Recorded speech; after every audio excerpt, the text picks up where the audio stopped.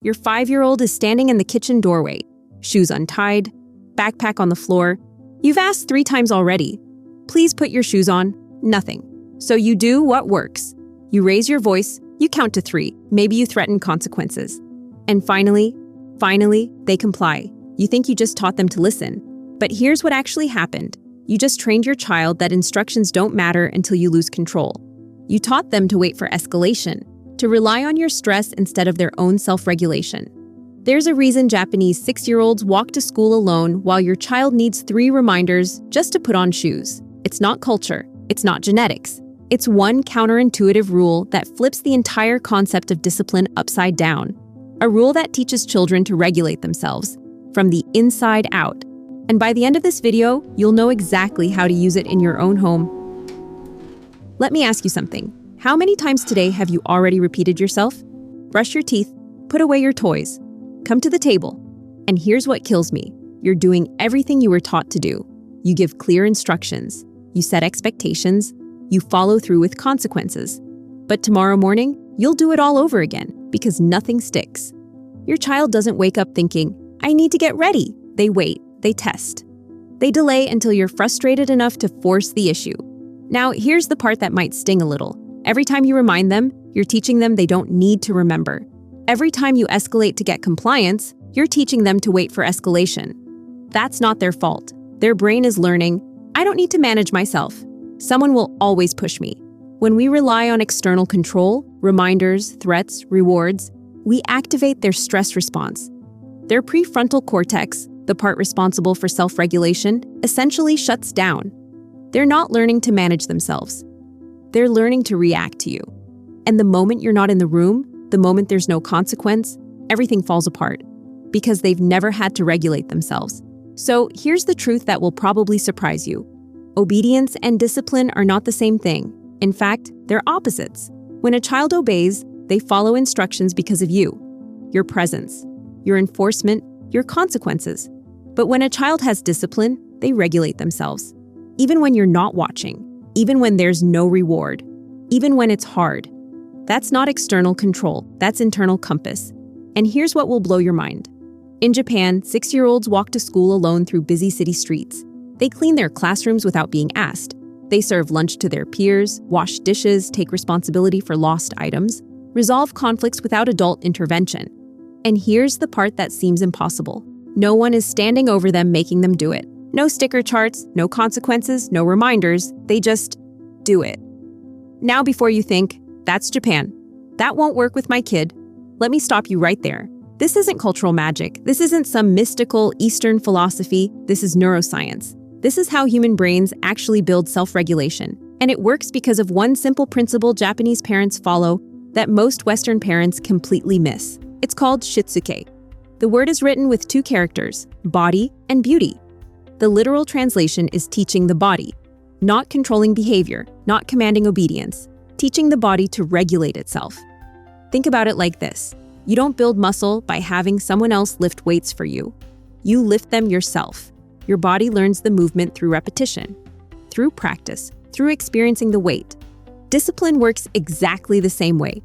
You can't build self-regulation by regulating for your child.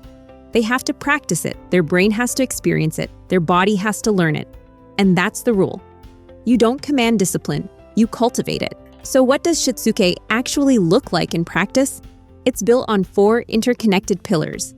And I'm going to walk you through each one because understanding the why behind each pillar is just as important as the how.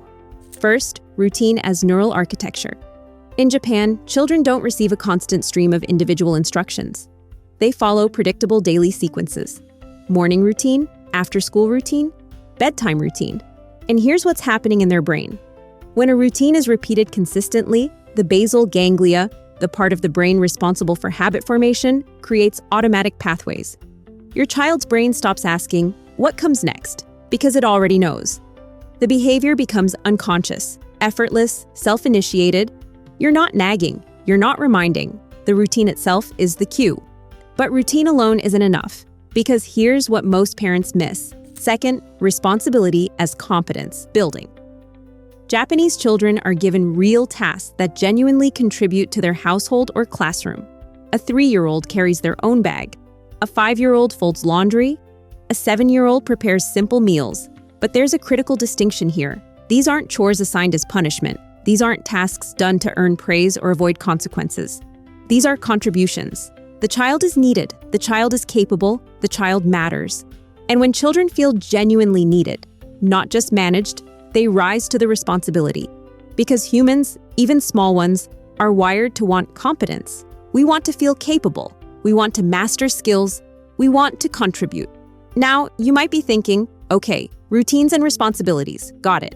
But there's a third piece that holds everything together.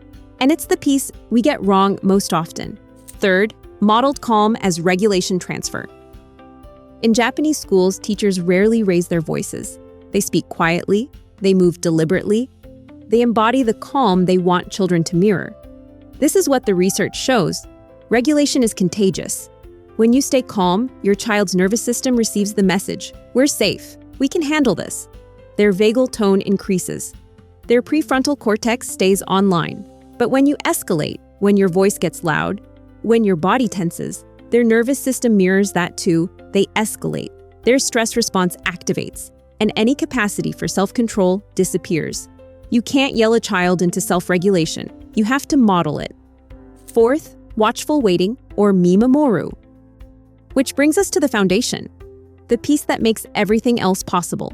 This is the parent's or teacher's most important role. It's the Japanese concept of mimamoru, which means to watch over from a distance. It is the active, intentional practice of not intervening immediately. Instead of rescuing the child or scolding them, you trust them. You wait.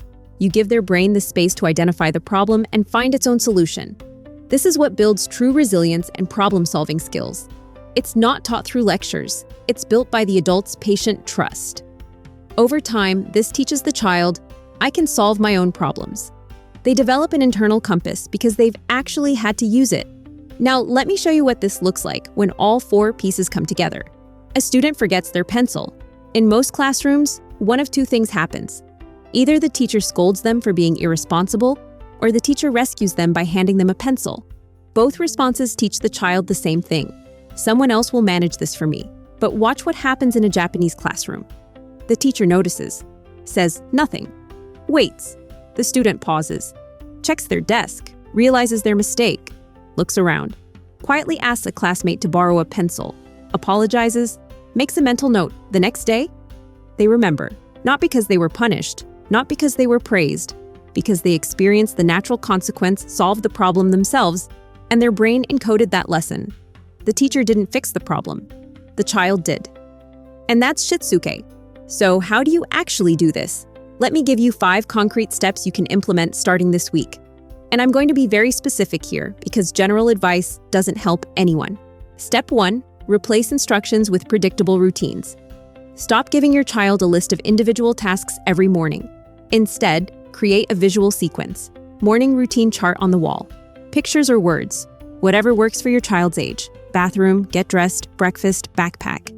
This is critical. You don't narrate it. You don't remind. The routine chart is the cue. When they wake up, they check the chart, they follow the sequence. At first, you might need to walk them through it. What's first on your routine? But within a week, maybe 2, their brain will automate it. Why does this work? Because predictability reduces resistance. When your child's brain knows what comes next, it doesn't fight the transition. It prepares for it.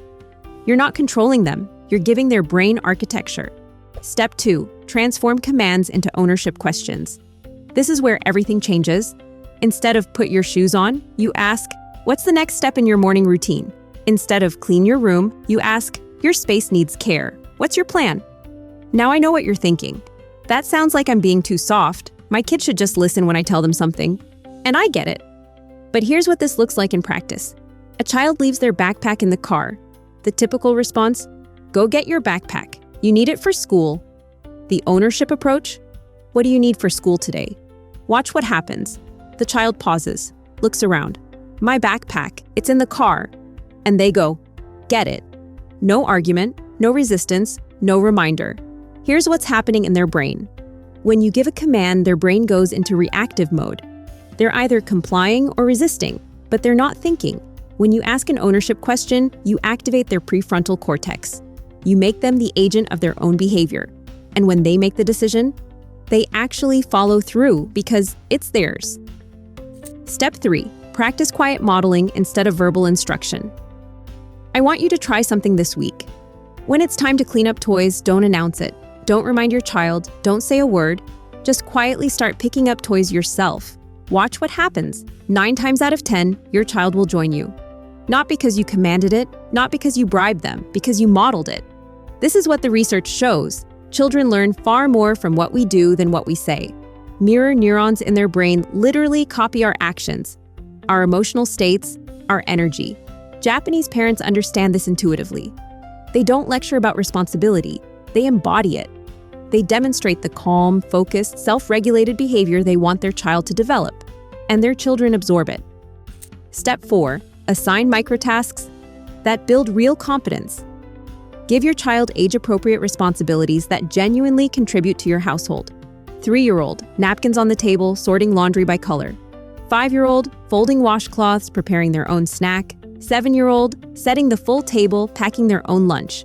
And when they do it, this is crucial. Don't praise the outcome. Acknowledge the action. You remembered your job. I noticed you helped without being asked. Your hands were busy taking care of things. Why does this matter? Because praise focused on outcomes creates dependency on external validation. But acknowledgement of action builds internal motivation. Your child learns, I'm capable, I'm needed, I contribute. That's competence, and competence fuels discipline. Step 5. Check your own regulation. This is the hardest step, but it's also the most important. Before you respond to your child's behavior, before you remind, before you correct, before you redirect, pause. Check your own emotional state. Are you calm? Are you regulated? Is your voice steady? Because if you're not, your child won't be either. Japanese parents practice something called gamen, patient endurance. They pause, they breathe, they respond from a place of calm, not reactivity. And let's be honest, this is the hardest part. When a child forgets something important for the 3rd time, that familiar frustration rises. The instinct is to say, I told you to check your backpack. But research on emotional regulation shows something crucial. When parents pause, take a breath, and ask instead, what do you need for school? The child figures it out, on their own, because the parent's stress wasn't helping the child remember. It was teaching them to rely on external pressure instead of internal awareness. This takes practice, for both of you. But when you respond from calm instead of reactivity, you're teaching your child the most valuable lesson of all. Emotions can be managed, impulses can be controlled. You don't have to react to every feeling. That's Shitsuke, that's self-discipline. Now, you're probably thinking one of 3 things, but my child is strong-willed. This gentle approach won't work with them. Here's what the research on strong-willed children reveals. And this might surprise you, strong-willed kids don't resist discipline. They resist being controlled. Think about it. When you give them a command, what do? They push back. They argue, they refuse. Not because they're defiant, because their brain is wired to want autonomy. And here's the beautiful part. That same trait that makes them resist your commands, that's the exact trait that makes them excellent self-regulators once they feel ownership. Give a strong-willed child a routine chart and say, this is your routine. You're in charge of it. Watch them become the most responsible person in your house. Because you're not fighting their nature anymore. You're using it. Or maybe you're thinking, but we're not Japanese. This won't translate to our family. And you're right, we're not Japanese. But this isn't about adopting Japanese culture. This is about understanding universal developmental psychology. Children everywhere build self-regulation the same way, through repetition, through responsibility, through modeled calm. The principles don't change across cultures. The brain science doesn't change. Or maybe, and let's be honest here, you're thinking, I don't have time for charts and routines and all this extra setup. I get it. You're exhausted. You're managing 1,000 things. Adding something new feels impossible. But here's the truth, the time you spend now building these habits will save you countless hours of reminding, bribing, negotiating, and battling later. Think about it this way. Right now, you're spending your time managing your child's behavior. With Shitsuke, you invest time once, then your child manages themselves. You're not adding more to your plate. You're teaching your child to carry their own. So let's bring this full circle. That morning scene we started with. The shoes, the resistance, the escalation doesn't have to be your reality. You don't have to nag, you don't have to yell, you don't have to bribe, threaten, or battle your way through every single day. Because discipline isn't something you force onto your child, it's something their brain learns to do automatically. Through routines that become second nature, through responsibilities that build genuine competence, through calm that your child learns to mirror, and through the trust and space to solve their own problems, which builds an internal compass. That's Shitsuke, and it works. Not because it's Japanese, but because it aligns with how children's brains actually develop self-control. If you've been relying on reminders and consequences, you haven't failed. You're learning a new skill, and you can start today. Pick one step, just one. Create that morning routine chart. Give your child one real responsibility. Practice quiet modeling. Start small, stay consistent. Watch what changes. But here's the problem. The moment your child's nervous system gets overwhelmed, all of this collapses. The routines don't work, the self-regulation disappears, and you're back to meltdowns and shutdowns. Which is why I created the STOP method, a 4-step system that stops a meltdown in 60 seconds by resetting your child's nervous system before it spirals. It's the emergency tool that protects everything you just learned.